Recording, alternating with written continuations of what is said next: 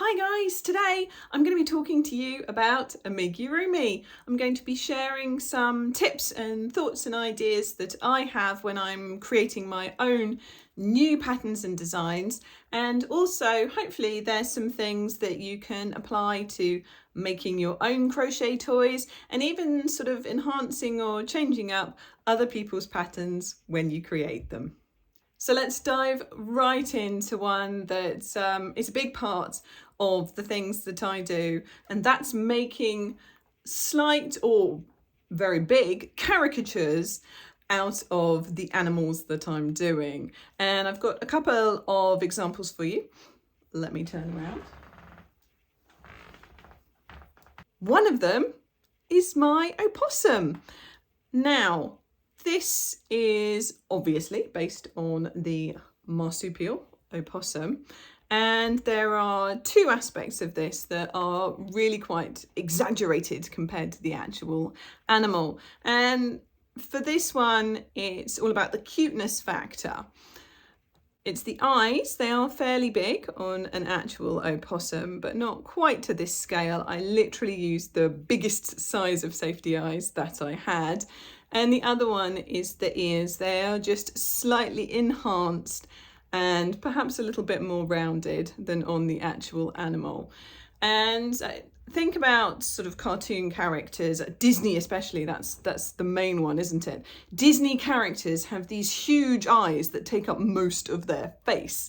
And it's all about cuteness. You know, look at babies. Babies are objectively adorable and they have big eyes in their heads, and the cutest ones tend to have the biggest eyes. No offense to small-eyed babies. So yeah, so changing up thing number one, caricatures, and eyes are a big part of it. Big eyes can really increase how cute your toy looks. The other thing that I wanted to share with you quickly about making caricatures is the importance of exaggerating particular features on an animal that's really known for something. And it's a really good example, this one. It's my hippo. When I first made this hippo, and I've briefly mentioned this, I'm sure, in a previous video, but when I first made this hippo, it looked almost identical to this, but it had a much smaller nose and it looked like a pig. It was meant to be a hippo and I didn't know why it didn't look like a hippo. And I showed it to my husband and he said, we have to make the muzzle bigger.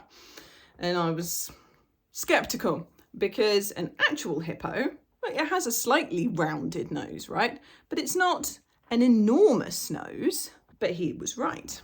When you make a feature that people think of as big on an animal even bigger, it makes it more quickly recognizable. So this is slightly more one for people who are designing their own patterns, and the eyes thing, maybe perhaps more relevant to anybody following patterns. But yeah, so exaggerating features is a big part of Amigurumi, certainly for me. And yeah, so I hope that's helpful. The second thing that I do that I think really adds a little bit of interest and character, and actually you can see an example of on here, is changing out the colour of the pads of the paw, of the hands and feet. And now obviously, your average hippo, it doesn't have distinctly white feet, but what you do when you bring out a bit of colour in something is that you just give it a sort of heightened contrast that makes it quite appealing, and at least in my opinion. And you can see, so what I did was I used a very bright white for the insides of the ears and the feet, and coordinating these little sort of touches of colour really helps as well. And again, honestly, as long as, you know, if you're going for natural, then keep sort of a muted palette. But it doesn't matter that hippo doesn't have white insides of its feet and ears, certainly not in the case of this style of toy. But what it does is it brings this accent colour that just brings the whole toy a little bit more together. So that's another part of it that I do. And along with that, what you can see is I've created this flattened effect that's more sort of hoof-like by working into the back loop only for a couple of rounds. So if you've got a pattern with a toy that's sort of the little bunch fist feet like on this cow, you can, oh no, look, I've done the same thing on this cow. Let me find you an example.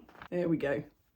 Little foxy. So you've got these rounded feet. If you've got an animal that's got hooves, just work 2 of these adjacent rounds into the back loop only. It'll flatten out the end for you and make it more hoofy. Another way that you can really sort of bring out the character in your crochet toys is through adding colour afterwards, and it's something that you can do quite sensitively. And if you do it with surface crocheting or with sewing into the toy, it's also quite easy to undo if you don't like it when you've had a look. And I've got an example. Back to the opossum. So I brought this to life and I thought, well, you know, they've got this big characteristic white face.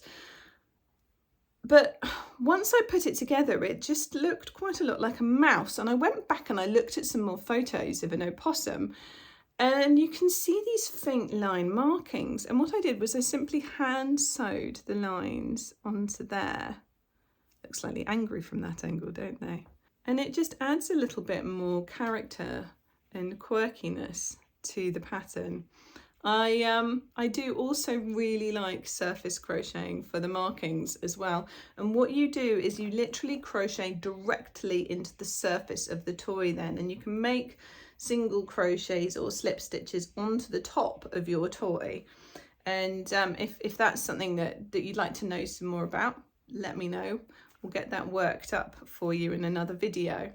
But yes, so you can add colour and you can enhance the look of your toy when it is ostensibly already done by working into the surface of it afterwards. And as I said, if you don't like it when you've done it, just very carefully lift up the stitch and snip with some scissors through it.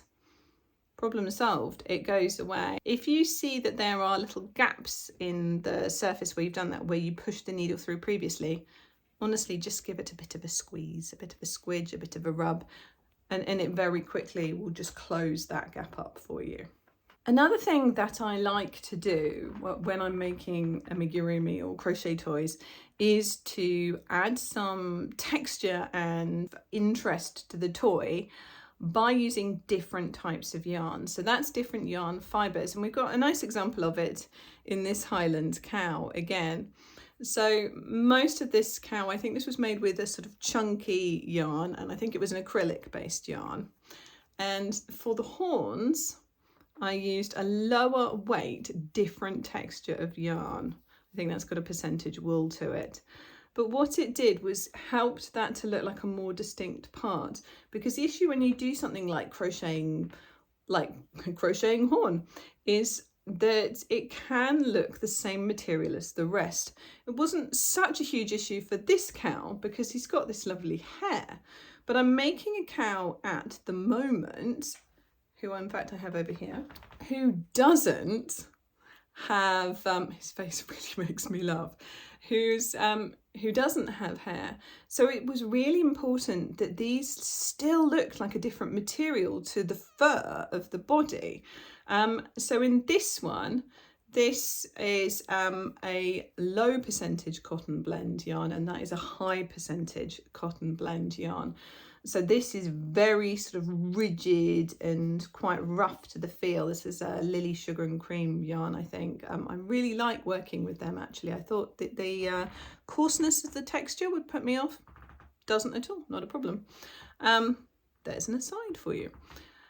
But yes, so for this guy, I used a more rigid, firmer yarn for that. And so the ways that you can work that to make it look quite different is you use a different weight yarn with a different size hook, or you use a different fibre. So if you look at the yarns that you have on your shelf or in the shop, you'll see that they're made of all different kinds of materials, from the softest sort of merino or alpaca wool to this very harsh sort of cotton yarns or bamboo yarns. And they give you a really different look. I don't recommend swapping between them for things like the parts of the animal. because it gives this very jarring alteration which stops it looking like the same material. So this is all obviously a slightly soft fur covered cow's skin, and this is horn. So you don't want it to look like it's two different things, like that's leather and that's fur. You want it to be consistent within the same texture. But if you're going for a different texture, even for the nose, for example, the end of the nose, you wouldn't want that to be furry on your cow. So you could use a different texture yarn there. I've also, as you can see, this is a Texas Longhorn cow, in case you didn't know already. And they have this lovely mottled yarn, and I've started to bring that out by adding little stitches, and that was hand sewn with a needle onto there. I will make a separate video about him when he's done, but it's quite cute. Are you liking him so far? Tell me, should I stop? I think he's cute. It's quite different to my other cows, but big eyes again, used bigger eyes for that. So there's a few things for you, just quickly rattled through. We've got making a caricature, so exaggerating a feature that's important, like a muzzle or the size of the horns, or giving them really big eyes so they look so adorable. There's making the extremities different colours. That can go down really, really well in terms of how your toy looks. Then there's adding details afterwards by surface crocheting or hand sewing them on. And then there's changing the yarn, material or weight between different aspects of your toy to give the appearance of different textures or different materials. Exaggerating key features, I think, probably is the one that I do love the most, and I do think of the most often when I'm sculpting something new with crochet. But yeah, they all sort of work into it, and I hope that they're helpful for you for enhancing your next project. But let me know, what else do you do to make your amigurumi unique or look how you want it to look? I'd love to hear from you. Let me know in the comments section, and of course, happy crocheting.